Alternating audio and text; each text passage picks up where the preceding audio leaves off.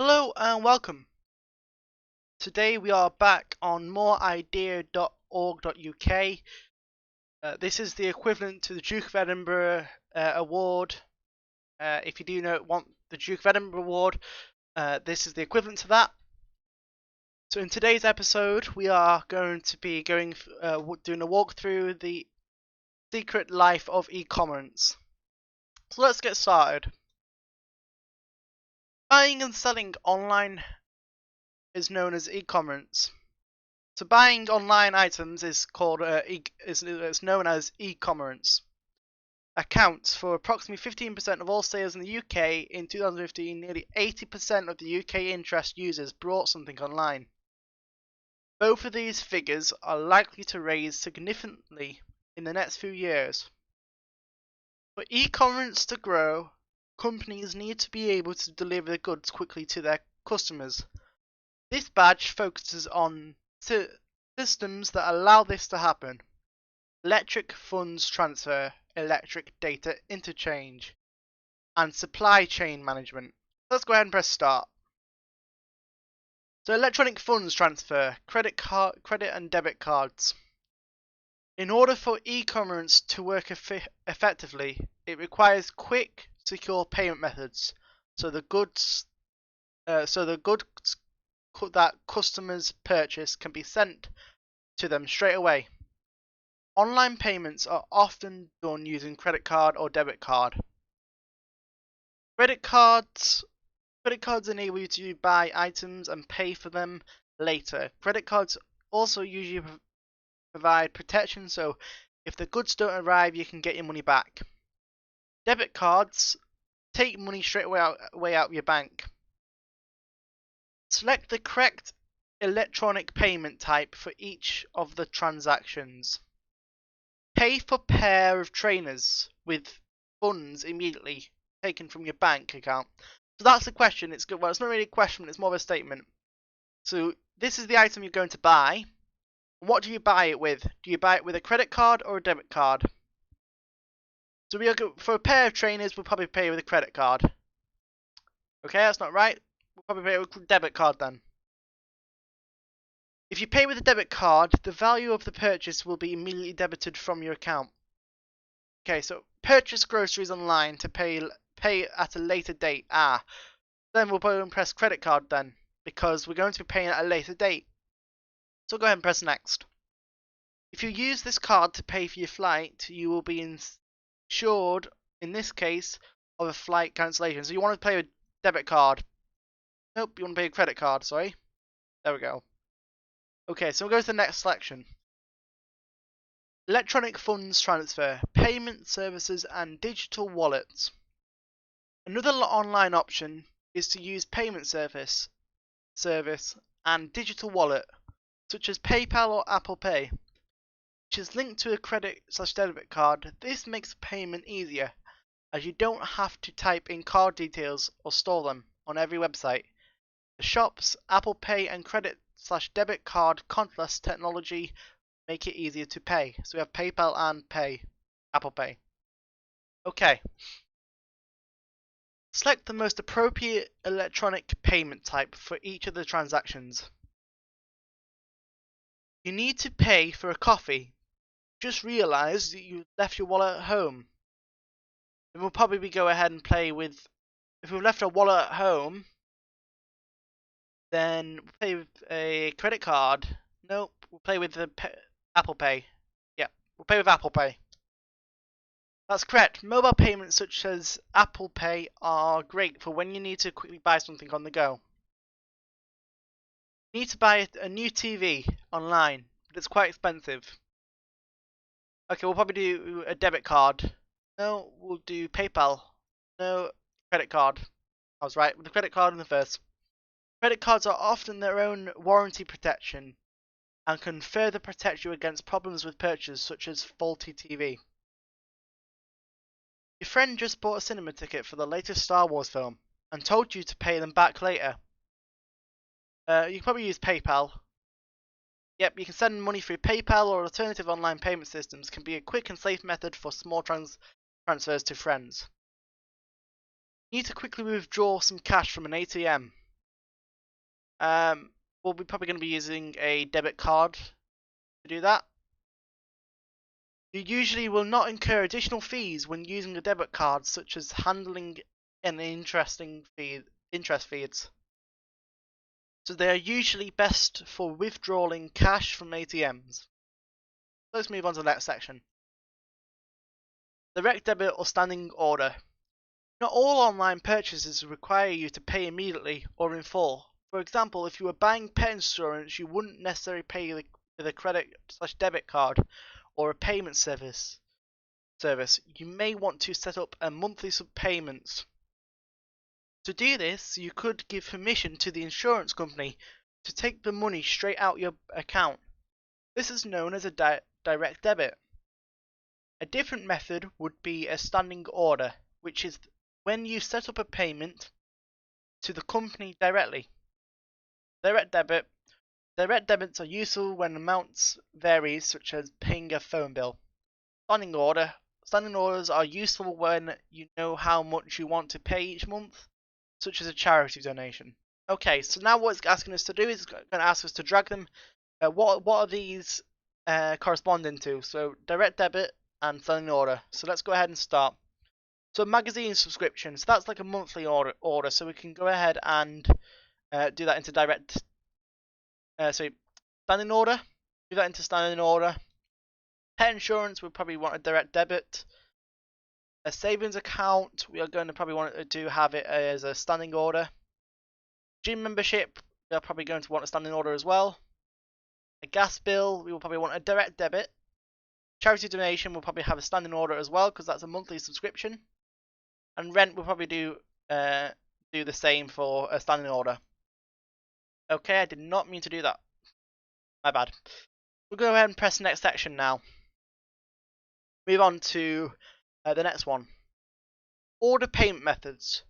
Okay, so with all this electronic payment methods, why would you want to use anything else? Well, a check. Well, you may want to send someone money in the post. You can use a check to do this. Wire transfer. You may want to send money overseas. You can use a wire transfer to do this. Currency card. You may want to avoid charges when spending money overseas. You use a currency card to do this. ATM. Or you might even want to go to a bank, building society, or cash point/ATM to get cash out. Okay, let's play a game of Snap. Click on the cards and let's see what it is and see if we can find the one to match. So we have a check, so let's try and see if we can find the check. We're going to keep clicking until we find a check. There we go, we found a check, so let's go ahead and do that.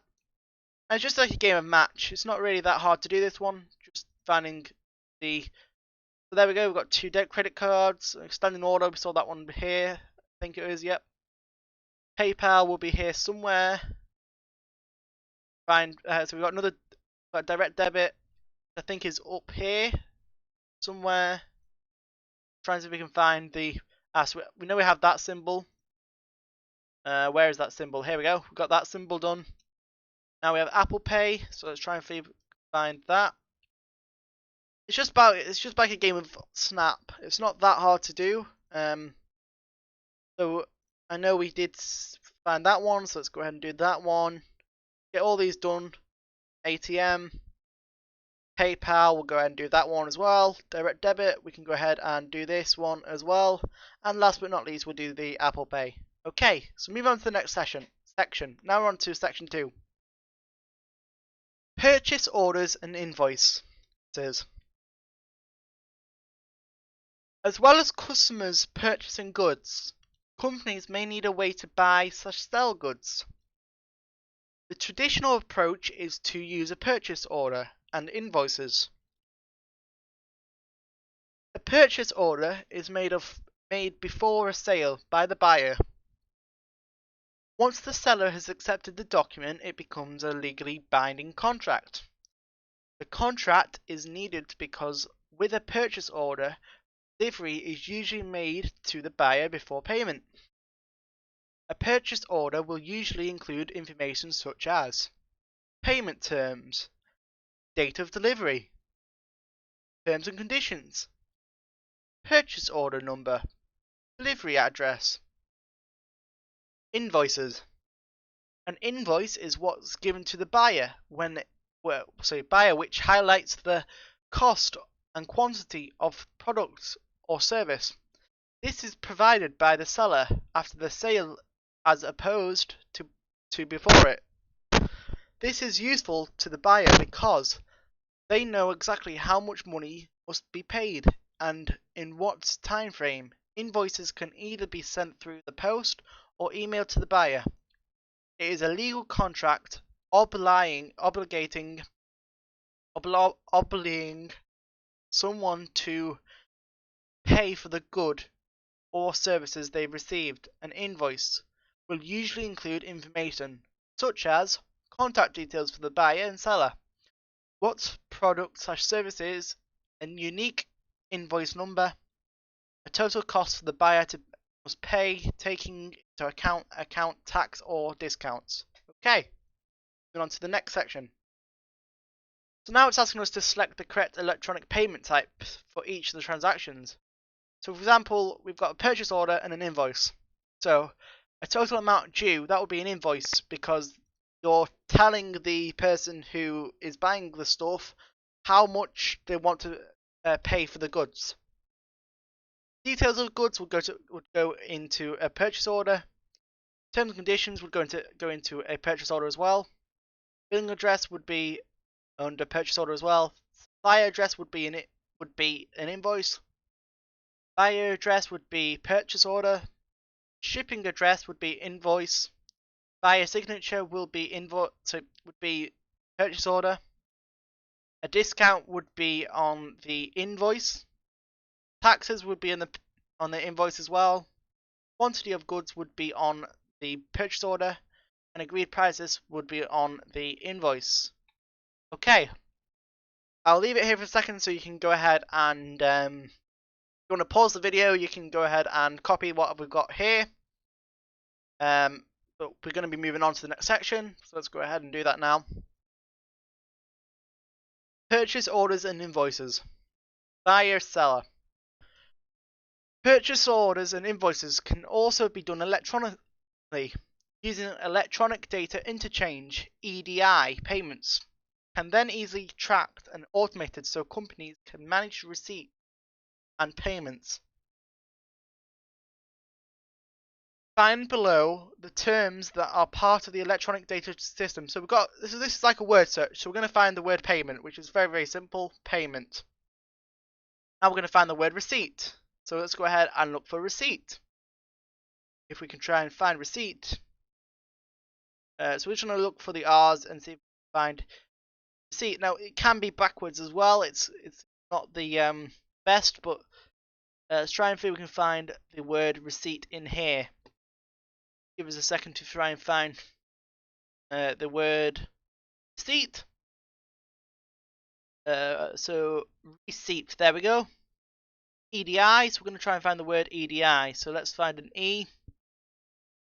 And try and see if we can try and find EDI. So we're just going to keep looking to try and see if we can find the word EDI. There we go, EDI. Buyer, so we're going to look for the word buyer, buyer. Seller, so we're going to look for the word seller.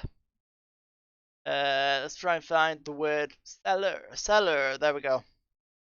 Invoice, so we're going to look for the word invoice. Invoice, there we go. Tracking, so we're going to look for the word tracking. Now this is I think this is randomly generated, so it won't be the same for everybody. Although the words will be the same. Order.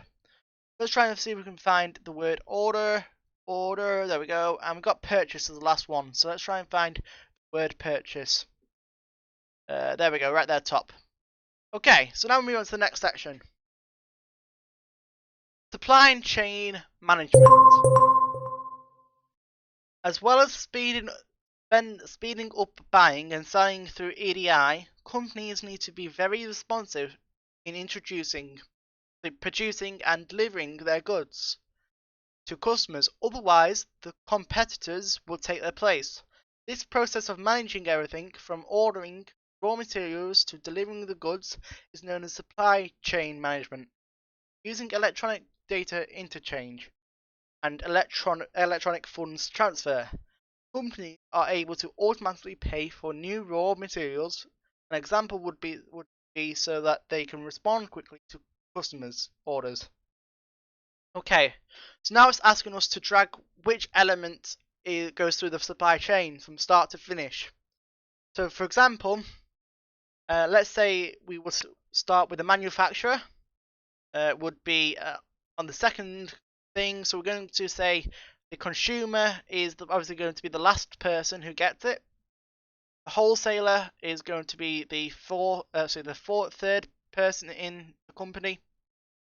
Retailer is going to be obviously the fourth, and the raw material is going to be the first. So imagine this as a factory that makes goods, and then people of the company go ahead and buy it from the factory, and then the stores ask the companies to buy the goods in, and then it goes to the front line of the store, which then goes to the customer, which is over here. So let's go ahead and press next. Now it says, making use of all the information you've learned, pick the best terms to fill up the gaps in the scenario below. Star Electronics' massive summer sale has just finished. There were some amazing savings which proved very popular with customers. The half-price deal on tablets, computers was so good that every last one was sold. Help John Smith, the store manager, order some more to restock and fill his empty shelves. So first John needs to generate a invoice that gets automatically sent to the Ed's Electronics. Wholesale. The supplier, this process is known as Electronics Data Interchange EDI. Once Val Ed's Electronic Wholesaler receives the purchase order, she will ask Harry in the warehouse to pack the order and ask Malcolm in accounts to generate a invoice. Generate an invoice that will automatically be sent to Star Electronics. Harry in the warehouse will ship the tablets to the electronics store, and happy that he can now sell more tablets to computers to his customers, John Smith will pay the invoice on or before the due date via electronic funds transfer. Okay, so let's see what we got wrong. So we're just going to try and change it around. Now, it can be a bit annoying this because it doesn't tell you what's wrong, which is a very bad design in the website, because like you want to know what's wrong, otherwise you don't know what you've put. So that's definitely right, we know that. You will pay the invoice, that's right. Okay, so I think we've definitely got this right, but I think we've got pay the purchase order maybe. Can be a bit frustrating because the website's not very good. Good design, but we'll get through it. Invoice maybe, just change the invoices to... Right, let's read this again. So we'll say, first John needs to generate a purchase order. The automatic, there we go. Do remind me later. Next entry, please. Okay, a purchase order that gets automatically sent to Ed's Electronics. The wholesale, the customer, this process is known as electronic data change into EDI. Once Val and Ed's wholesaler receives the purchase order, she will ask the warehouse to pick the order and ask Malcolm in accounts to generate a invoice. There we go, generate an invoice. Harry in the warehouse will ship the invoice and sell the tablets. John John Smith will pay the invoice before the exponent is due. So let's just keep changing them because we've definitely got something wrong here. I think Malcolm in accounts is fine. This can be very, very annoying because not very well designed. Like if they just told you what you got wrong, then you would be okay. So I'm going to go ahead and pause the video here, and I will be back once I've got everything right. So once you get the right answer, you press next,